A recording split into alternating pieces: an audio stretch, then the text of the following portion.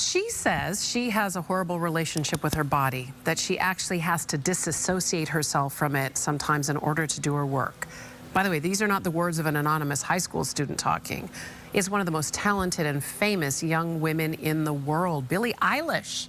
She's been really frank about her struggles with eating disorders and self-harm, all tied to what she called a hatred for her body.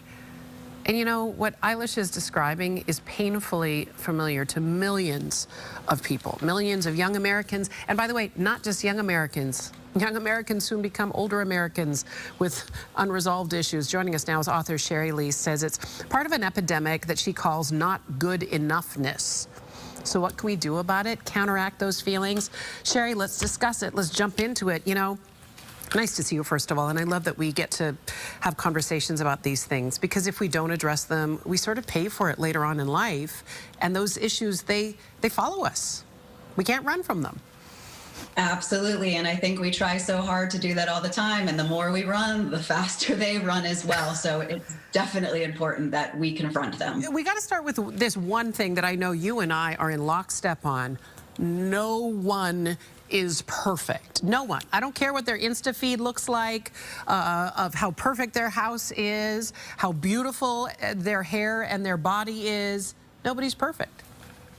Oh my gosh, not even close. And we play this game that we look at everybody else thinking about how perfect they are, and they're probably looking at somebody else thinking how perfect their life is. The irony. Yeah. All right, so how do we start pushing back against that notion? Because by the way, society's not going to change, right? Those messages are going to still inundate us that we aren't enough. So how can we fight back? What's the first thing we should do? Well, first we want to notice our inner critic. I've talked about this before, but you know, it's not only about noticing it, but it's about catching it and then being able to confront it. Because when we've had that voice in our head for years, that voice just becomes that ongoing tape and we start to believe it. So what would happen if we cross-examined our thoughts? That critical thought that you have, just put it on a piece of paper and find the evidence that supports it and finds the evidence that goes against it. You'd be surprised at what you find there. Data will always help you, right? Data will always help you. I like this idea of creating like little daily promises to yourself. You're helping us build self-trust. Yes, because what's happened over time is that the more that we promise ourselves, especially really big things, and we don't follow through, that knocks off at our self-esteem and our self-worth. So creating small little promises, waking up 5 minutes early, you know, having one less piece of bread, the more that we do those and we accomplish, we actually start to feel better about ourselves. And then eventually we can go on to the bigger promises. This one on the screen that says create an accomplishment list. I actually like this. It almost sounds like creating a brag book about yourself.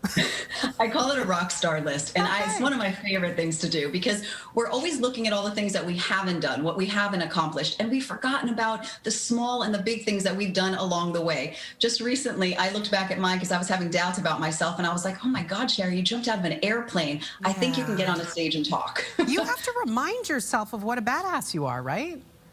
Oh my God, I love that you said that. It is called my badass list, but I didn't want to say that. But well, yes. I may get in trouble after I said it quicker than I could think. But I mean, let's think about it. We can do hard things. We've done amazing things. Sometimes you need to remind yourself of all you have done and accomplished. Okay, the next one, we always talk about this, about how dangerous these little friends, these little time wasters, the Insta feeds, the social media feeds, they can do a number on us. And I mean, that's what we heard from Billie Eilish. We heard that from Lizzo earlier today about how those negative thoughts can seep into your psyche.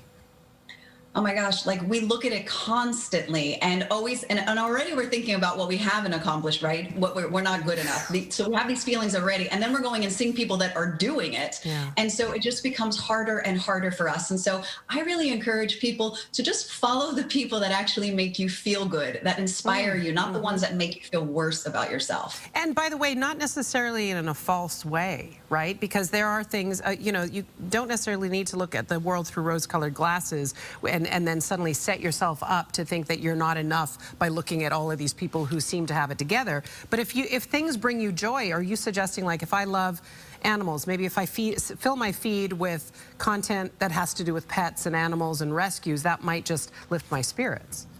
Yes, well, you're talking to the joy magnet, so I'm all about filtering your feed to the things that, bring you, bring you joy in that moment. But also, the people, if there's someone literally that you look at that you just wish that you could be more like, and it's not in a healthy way, don't follow them in that moment. It's just Yeah. not good for you. Yeah, no, it isn't. You got to know yourself, kid. You really do. Yeah.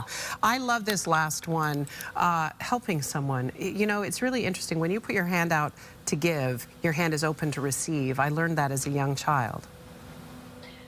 It's one of my favorite things to do. First of all, research already shows us that when we help someone, it activates the reward center in our brain. So we're already releasing those feel-good hormones. Yeah. So that's a win-win. But then when you use your own talent, your skills, and your abilities, things that you're good at, to then help someone, you're also helping build your self-esteem and, feeling really good about what it is that you do know.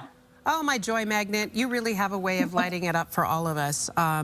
You're good for our souls. Thank you for sharing. These are doable things. Catch your inner critic, build self-trust, create an accomplishment list, limit your social media, help someone else. Those things all are doable things in our day-to-day lives. Let me point out your book, Love Yourself Happy, A Journey Back to You.